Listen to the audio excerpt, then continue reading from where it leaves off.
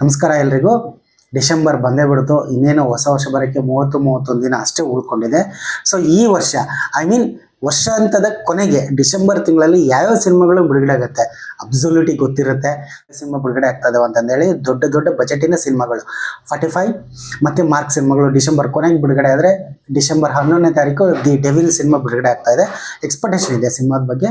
So ಇಷ್ಟು ದೊಡ್ಡ ದೊಡ್ಡ ಬಜೆಟಿನ ಸಿನಿಮಾಗಳ ಜೊತೆಗೆ ಹೊಸಬರ ಸಿನಿಮಾಗಳು ಅಂದರೆ ಡಿಸೆಂಬರ್ 5ನೇ ತಾರೀಕು ಧರ್ಮಂ, ಕೆಂಪು ಹಳದಿ ಹಸಿರು, ವಿಶ್ವರೂಪಿಣಿ ಶ್ರೀ ವಾಸವಿ, ಚಿತ್ರಲಹರಿ, ಈ 4 ಸಿನಿಮಾಗಳು ಬಿಡುಗಡೆ ಆಗ್ತಾ ಇದಾವೆ.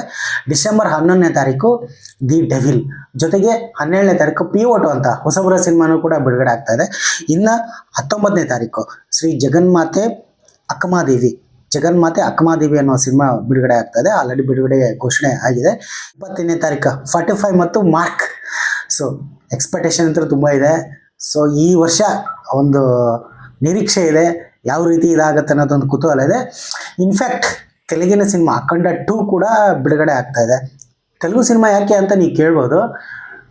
ಅಬ್ಸಲ್ಯೂಟ್ಲಿ ನಾನು ಏನು ಹೇಳಬೇಕಾಗಿಲ್ಲ. ತೆಲುಗು ಸಿನಿಮಾಗಳು ಕನ್ನಡದ ನಮ್ಮ ಚಿತ್ರರಂಗದಲ್ಲಿ ಯಾವ ರೀತಿ ಪಾರುಪತ್ಯ ಸ್ಥಾಪನೆ ಮಾಡುತ್ತೆ ಅನ್ನೋ ಎಲ್ಲರಿಗೂ ಬಿಟ್ಟಿದ್ದೆ. ನಾನು ಅದ್ರ ಬಗ್ಗೆ ಹೇಳಿ ಅದನ್ನ ಮತ್ತೆ ವಿಶ್ಲೇಷಣೆ ಮಾಡೋದು ಏನು ಬೇಡ.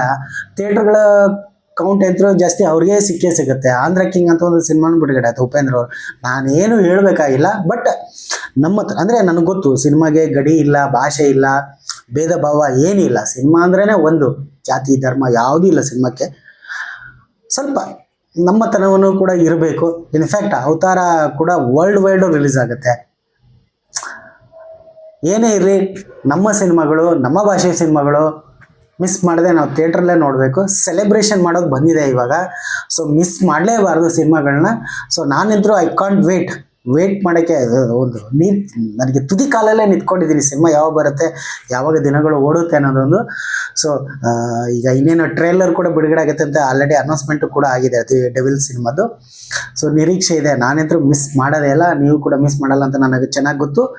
ಸೊ ಆಲ್ ದ ಬೆಸ್ಟ್, ಒಳ್ಳೆಯದಾಗಲಿ ಎಲ್ಲ ಸಿನಿಮಾಗಳಿಗೂ.